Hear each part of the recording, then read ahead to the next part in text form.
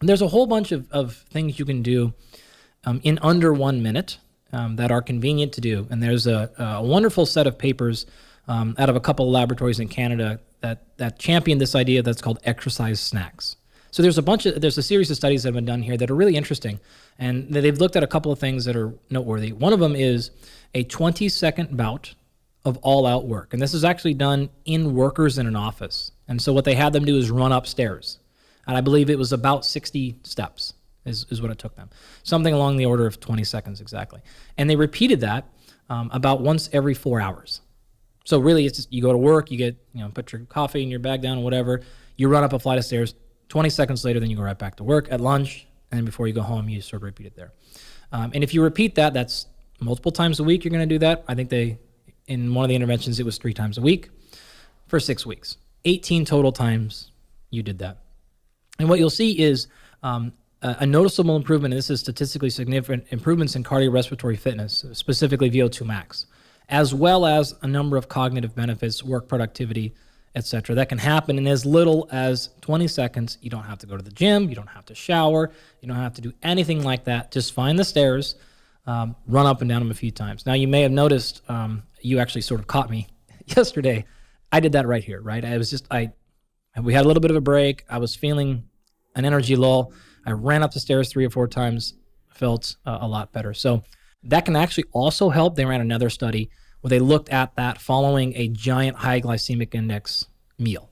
And what they saw, and then they took insulin measures and a whole bunch of other biological markers associated that you want to pay attention to with the high glycemic index meal. And they looked at those immediately, an hour, 3 hours, 6 hours as opposed.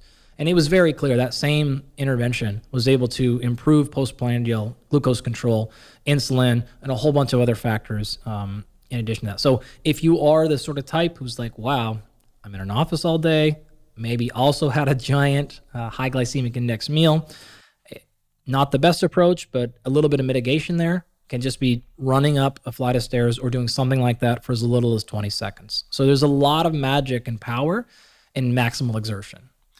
If one does not have access to a flight of stairs at work, could they do jumping jacks? Absolutely. I mean, you could do anything you really wanted. It's not the mode of exercise that matters here. It is simply the exertion. You just get up as hard as you can. You could do burpees. You could do any number of things. You could sprint down your road, down the hallway, back and forth. The mode is just something that was easy for the scientists to control. And X number of steps, people could do it. You're not going to fall, hurt yourself, things like that. Just to remind me, it's once every 4 hours, 20 seconds of essentially all-out exertion. Yep. While remaining safe, not going so fast up the stairs or doing jumping jacks so and fast. Certainly not down the stairs. Up the stairs, please. Right. Escalators don't count. Well, I suppose they count if they're if you're moving, if you're not remaining on the same steps.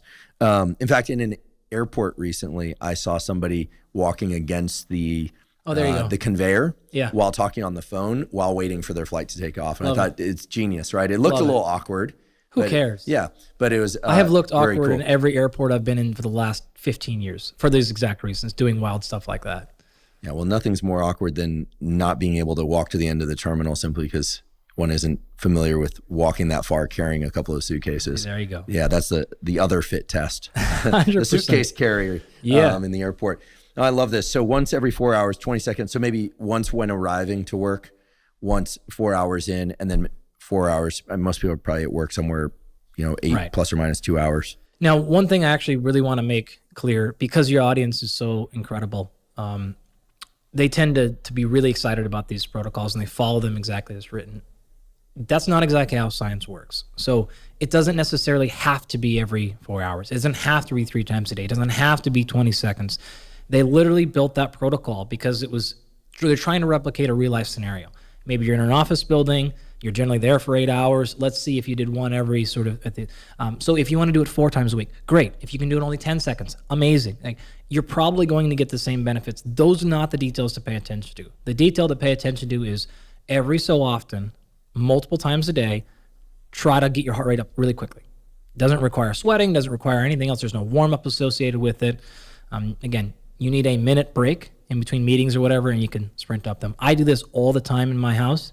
When have those days when you're on like 7 straight hours of Zooms, etc., you can get out of 20 seconds. I run to my garage, which is over there. I hop on the air bike, and I will just smash out 30 seconds as fast as I can, and then walk right back in.